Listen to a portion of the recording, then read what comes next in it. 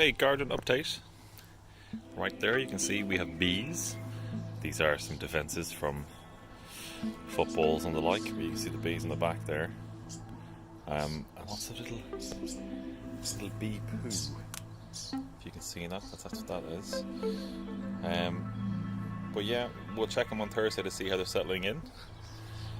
Here's the garlic bed, and the garlic bed has been dominated by a massive potato plant, which I've obviously missed in my digging things around, but there you go.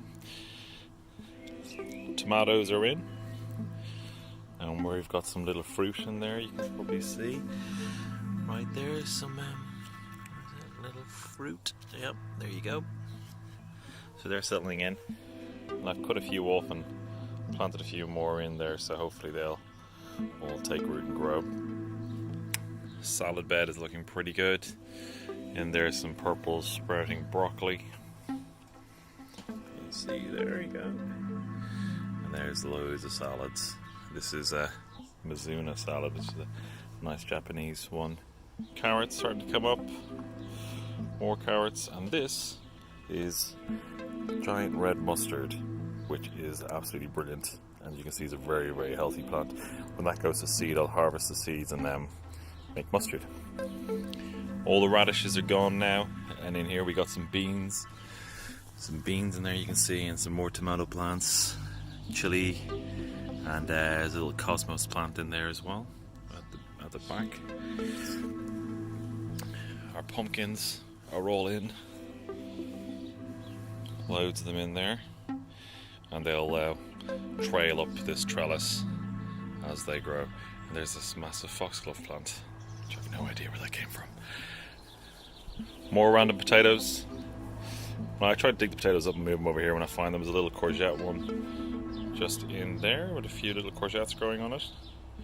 Rhubarb in the back. More spuds. Another mustard plant. There's a little chamomile plant in there as well. Some rowdy chickens. A couple more beans here. This is a Greek giant climbing brain. This is sunflower and some horseradishes, making a bid for survival there. And that's the cherry tree, no longer blossoming from the last video, but starting to fruit. And in here we have all our chilies, which are starting to flower. I've got this rigged up to, it's like a computer USB fan, an old computer USB fan, running off one of my old travel batteries, another solar battery, and just a simple USB fan to keep this cool when it's too hot. I open the roof a bit, let the air out, and there you go, is the temperature. But it's pretty good. Another tomato off cut. So these are volunteer plants that have come up in the compost that I'm just taking out here so they can get a better chance. And these ones in the water are offcuts. So the little armpit plants that you snip out to make the tomato focus on fruiting and growing tall rather than bushing, but you can get plants out of them. So it's a nice way of getting few extra plants if you can. So these will all be put into buckets, and I'll move them around the garden later. And now on to herbs. So this is the parsley and coriander and dill. The coriander I tend to just let flower, and then I harvest the seeds for use over the year. Oregano is bushing nicely, chives are flowering, a little bit more coriander, some thyme, some mint. Over here we have some chamomile, nice big flowers. You start harvesting them to dry them. The more you harvest, the more the more you get, basically.